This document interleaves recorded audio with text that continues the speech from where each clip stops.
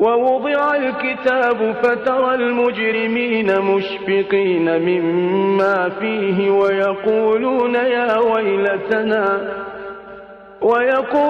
يا ويلتنا ما لهذا الكتاب لا يغادر صغيرة ولا كبيرة إلا أحصاها ووجدوا ما عملوا حاضرا ولا يظلم ربك أحدا.